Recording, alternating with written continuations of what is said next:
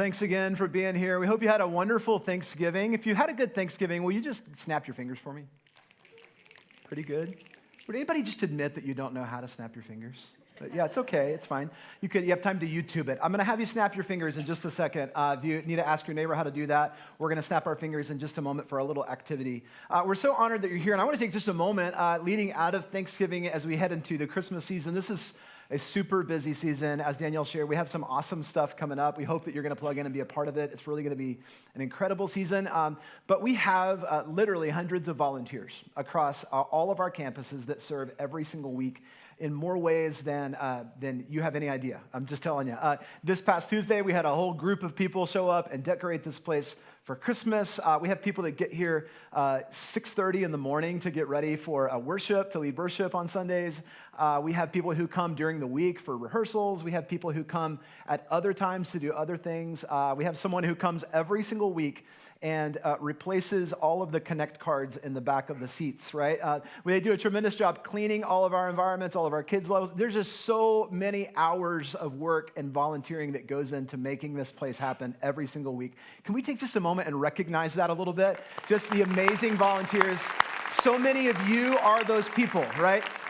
That give of your time to serve the church, and it's amazing. You are making an impact. And when we baptize people, like we did just a few moments ago, and like we will again in our next service, it's not just people that made a decision to follow Jesus because they heard a message. Okay, I can't tell you how many times I've heard people say, you know what, I love your church. The music was okay, right? But somebody greeted me in the lobby, and it made all the difference, right? Or someone helped me get my kid out of the car and into the building when it was snowing outside, right? That made all of the difference, right? Or I saw someone in the lobby that I hadn't seen in years, right? And they had a conversation with me, and I forgot all about them, but they made a meaningful connection with me. And that is what connected me with the church. And ultimately, all of those different things helped people to find Jesus and make a decision to follow him. So it's the message, yeah. We teach God's word, and that's a huge part of it, of course. Small groups, absolutely.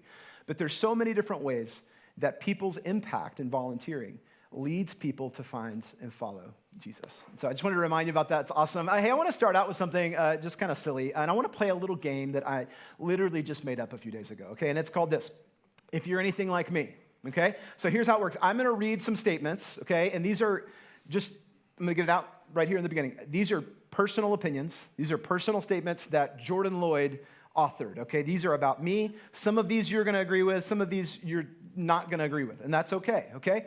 But if you agree with them, if you agree with this statement that I say, I want you to snap your fingers. You got it? Let's practice snapping one more time. Go for it. There you go. Got it. All right, stop snapping. All right, this is the first one. If you're anything like me, the best thing about Thanksgiving is a Thanksgiving nap. Just me and a few of you. Okay, I understand. That tryptophan, right? You know what tryptophan is? It's the ingredient, whatever, chemical or something in turkey that makes you sleepy. You actually get sleepy on Thanksgiving. It's called tryptophan. I'm a tryptophanatic. Get it? All right. Number 2 is this. If you're anything like me, Thanksgiving food always tastes better left over. Is that you?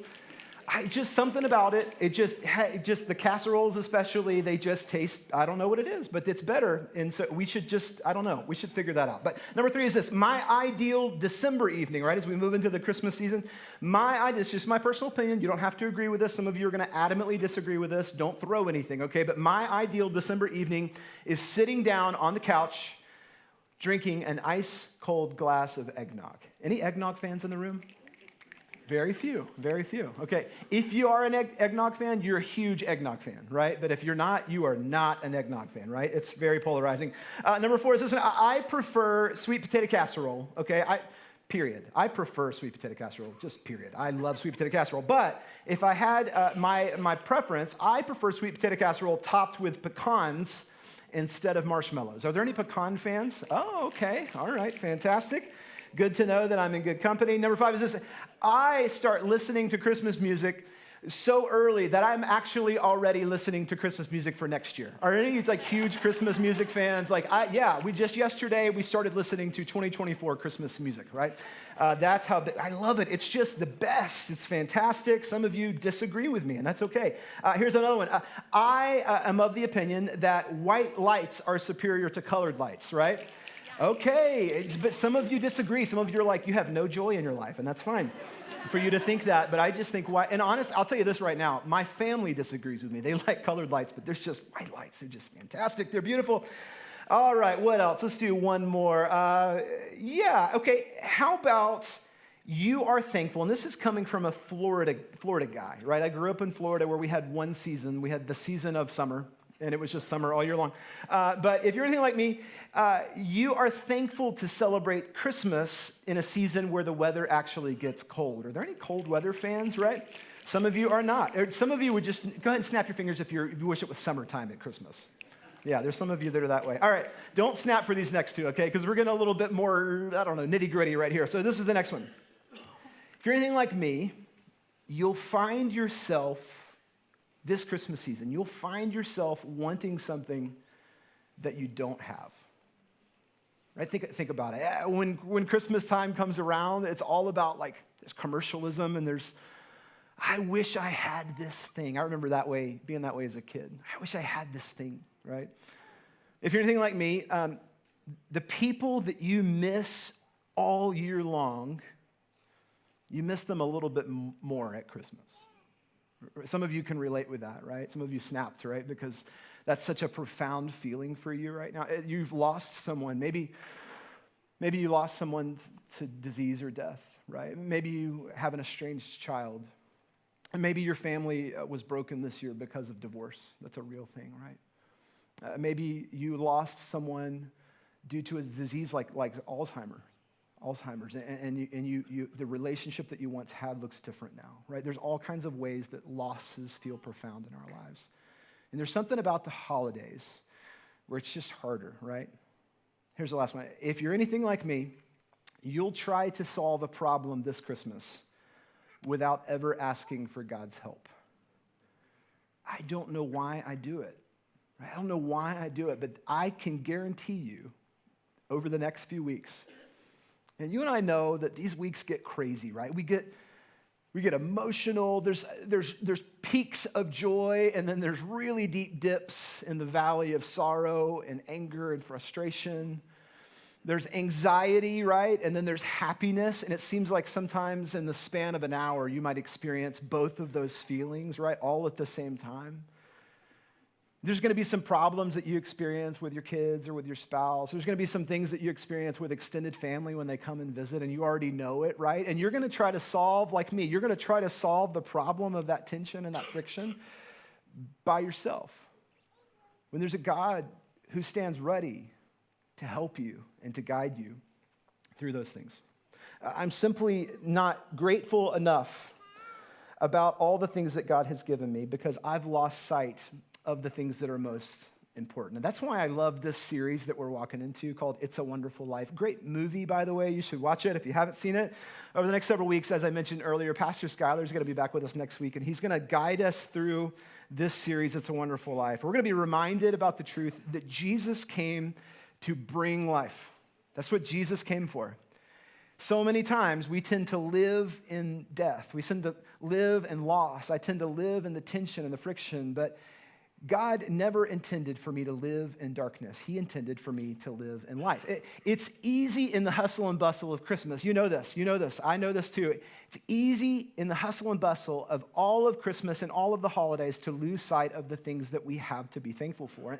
The funny thing about it is all of the things this season that tend to get all of the attention are really trite and insignificant compared to what the season's really all about. You grew up saying things like, Jesus is the reason for the season, and that's true. But so many times, for me, and I'm just talking, this is just a testimony. This is just me here. Maybe you can find yourself in the mix of this. So many times, I can put great emphasis on things that don't really matter. It's something like this. The holidays are stressful because we've allowed the unimportant to become the most important. right? The holidays for us, for you and for me, as we lead into Christmas and the new year and all of the great things that come with it and all of the crazy and exciting things that come with it, the holidays tend to be stressful for you and me because we've allowed the unimportant things to become the most important things. Another way to look at this would be there's a lot of things that crave your attention over the next several weeks. There's a lot of things that crave for your attention, right? It's the shopping, it's the food prep, it's the family time, and none of those things are inherently bad. But the problem is, oftentimes we allow those things to rob our attention from the gift of Jesus. The gift of Jesus should always take center stage. So over the next several weeks, we're going to be looking at a passage of Scripture in the book of John. John's in the New Testament, second half of the Bible, and it comes out of John chapter 10. And you may have even heard this verse before. This is what it says. The thief comes only to steal and kill and destroy. This is Jesus talking right now. I have come that they may have life and have it to the full. The thief, the evil one, Satan, he comes only to steal, kill, and destroy. What is it that he wants to steal from you? He wants to steal your joy. He wants to steal your life. He wants to steal your attention off of Jesus, the central figure of the Christmas story, and put it on other things that aren't as important. And oftentimes those other things that your attention is stolen from Jesus for, it's oftentimes things that aren't bad. But whenever our attention and our gaze casts off of the person of Jesus and the story of Jesus, that he came to give us life, that is a problem for us. He came to steal, kill, and destroy. But Jesus came, to sum it up very simply, he says, I have come that they may have life and have it to the full. So what's the solution for being more grateful? What's the solution for making sure that we don't miss the fact that Jesus wants us to experience life? What's the solution for this Christmas being a season where we experience the life that Jesus brings and not the death and the destruction that the evil one brings?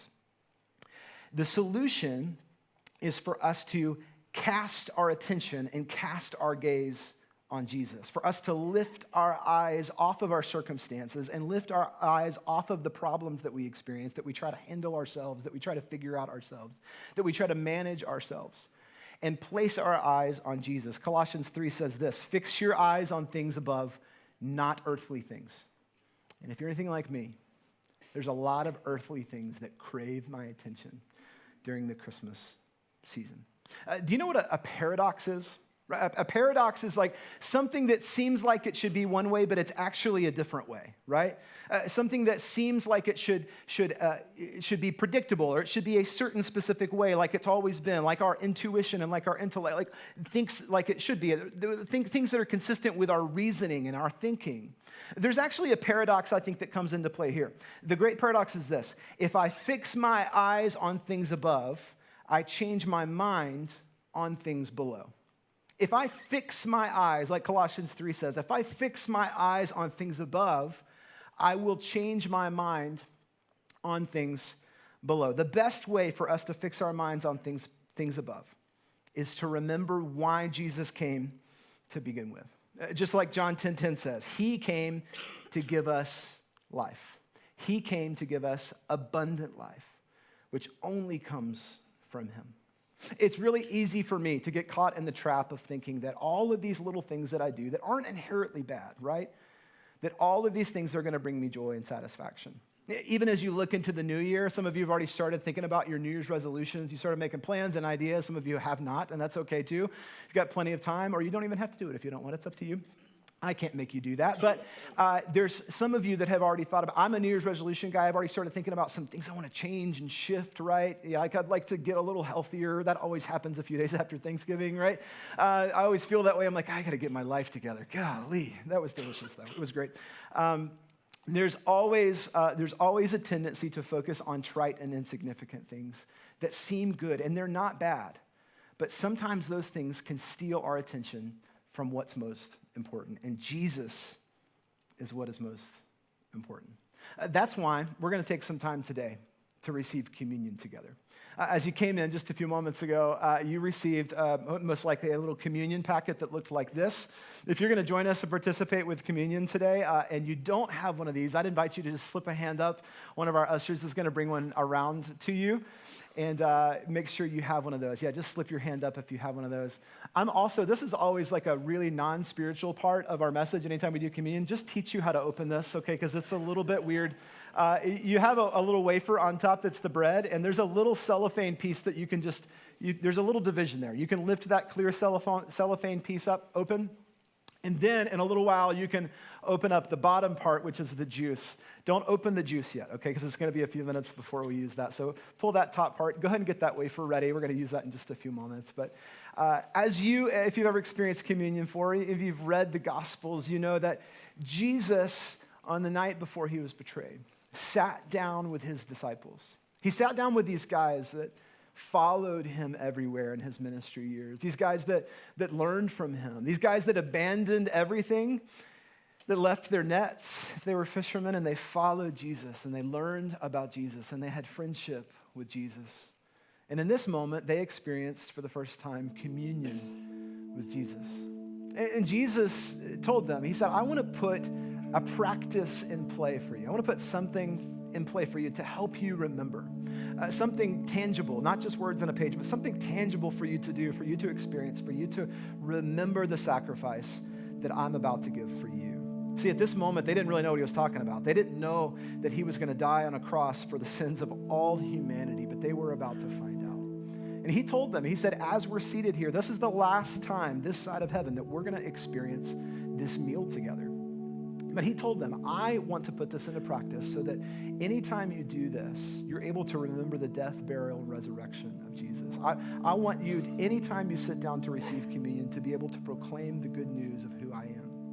And I could think of no better way for you and me as we enter the Christmas season than for us to take a moment to pause, to remember the death, burial, resurrection of Jesus. Because over the next several weeks, just as we've said, there's a lot of things that are going to vie for our attention. And those things aren't inherently bad. But if we're not careful, and if I live this Christmas season like I've lived many Christmas seasons in my life, I will major on the minors. Right? I'll make a mountain out of a bunch of molehills. I'll make a big deal out of a bunch of stuff that's important, but is not the most important. So before we get into even the month of December, before we get into the Christmas season, before we're headlong into things that are awesome and celebratory and wonderful and make us smile and make memories and all of those things, what if we take just a moment to pause and ask God to remind us of the sacrifice of Jesus? That which he did for us that we could not do for ourselves. So here's what's going to happen. We're going to take just a moment, and the band's going to lead us in a song. And I want you to take just a few moments during these first couple verses. And I want you to stay seated, and I want you to think about the death, burial, and resurrection of Jesus. That God sent his only son, born to a virgin, came as a baby, lived a sinless life, but lived a life of purpose. All of us were born, all of us have a purpose. But the purpose of Jesus in being born was to give his life as a ransom for many.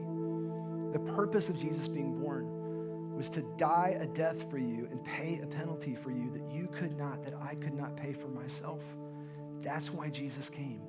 That's what Christmas is about. And that's why it's important for us to remember. So I want us to sing together this song, Oh Come to the Altar.